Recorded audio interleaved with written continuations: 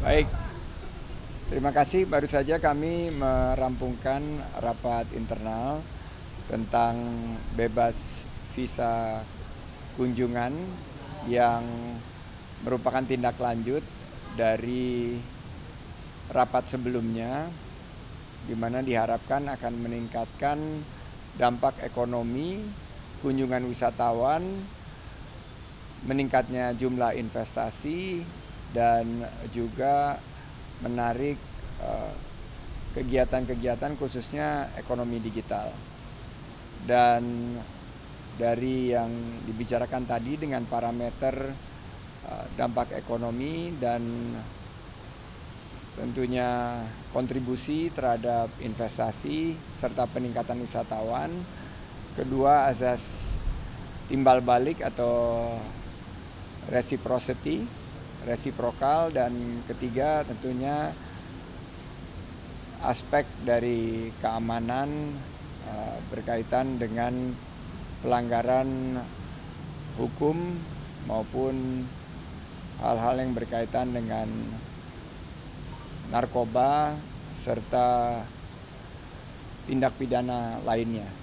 Tadi diputuskan untuk diajukan negara-negara mana yang akan diusulkan untuk bebas visa kunjungan. Dari Kementerian Pariwisata dan Ekonomi Kreatif mengajukan 20 negara dengan wisatawan mancanegara tertinggi di luar yang sudah mendapatkan bebas visa kunjungan, yaitu negara-negara ASEAN. Dari Kementerian BUMN, Pak Erik mengusulkan untuk 13 bandara menjadi bandara yang diprioritaskan untuk menampung kunjungan wisatawan mancanegara yang terbuka untuk penerbangan langsung internasional. Dan tadi masukan dari Ibu Menlu, Pak Mendagri, agar azas timbal balik, reciprocity, serta aspek keamanan juga dijaga.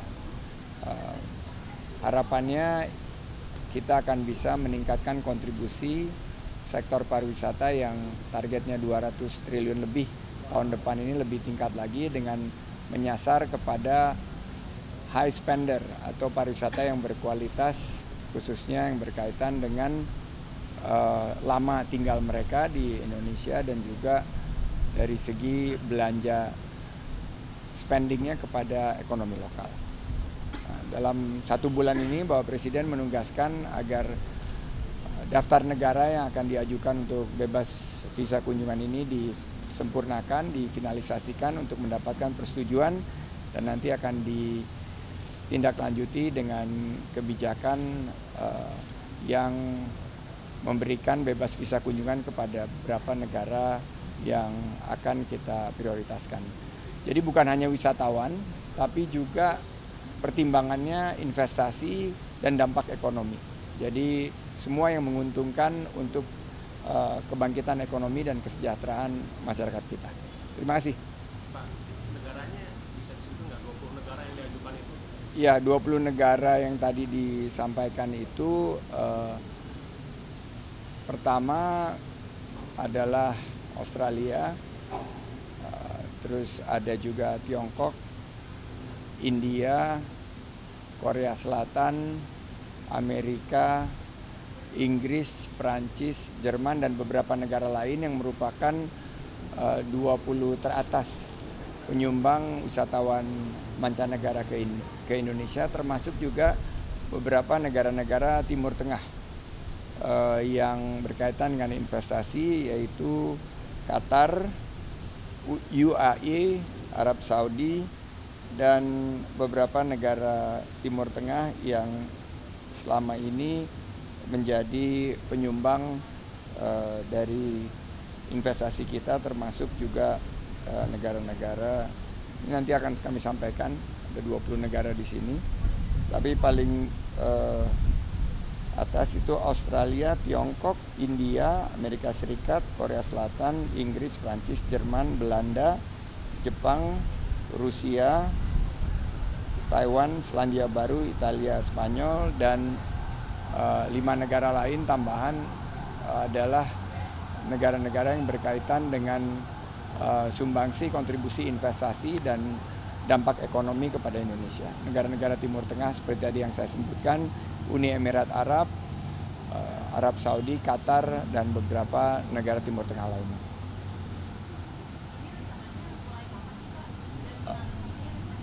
Satu bulan ke depan akan difinalisasi dan setelah itu kita akan mendapatkan arahan dari Bapak Presiden, baru akan ditindaklanjuti dengan kebijakan imigrasi. Kami akan berkoordinasi dengan Prof. Yasona dan Dirjen Imigrasi Pak Silmi.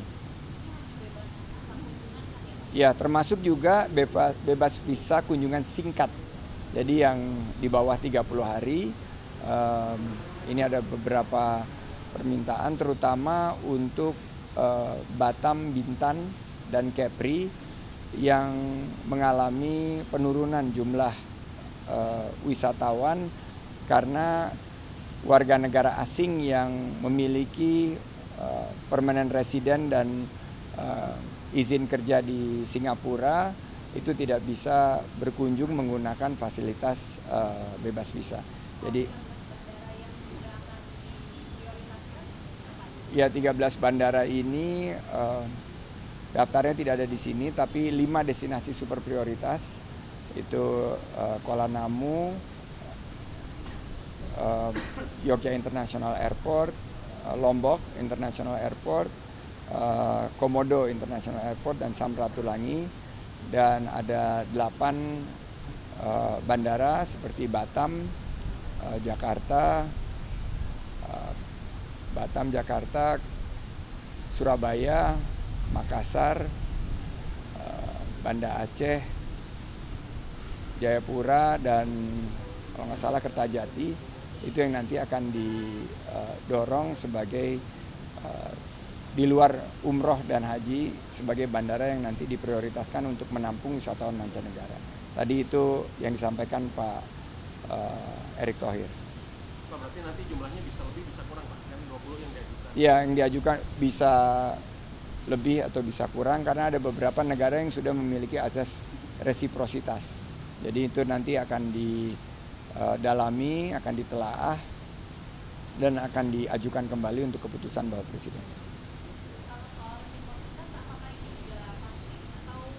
Sebagai salah satu pertimbangan. Terima kasih. Nah, ini juga kita tadi ada Pak Kapolri, ada juga dari KL terkait yang menyampaikan bahwa monitoring dan evaluasi serta pengawasan dari wisatawan mancanegara ini juga harus lebih ditingkatkan, terutama mengenai beberapa kejadian di Bali, pelanggaran tindakan pidana hukum atau pelanggaran hukum dari yang hukum lalu lintas sampai kepada hukum ketenaga kerjaan. Tadi juga sudah disampaikan dan ini yang nanti akan dimonitor. Artinya proses hukum tetap, tapi menarik wisatawan? Iya, proses hukum harus tegas dan pemulangan beberapa wisatawan yang menyalahgunakan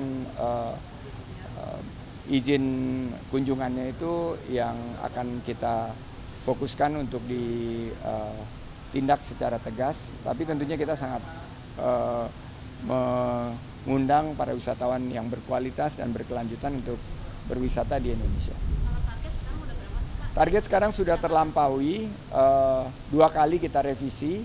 Sekarang kita melihat tahun ini dari target yang awal 7 juta dinaikkan 8,5 juta, sekarang kita memproyeksikan kunjungan wisatawan mancanegara di 11 sampai 11,5 juta.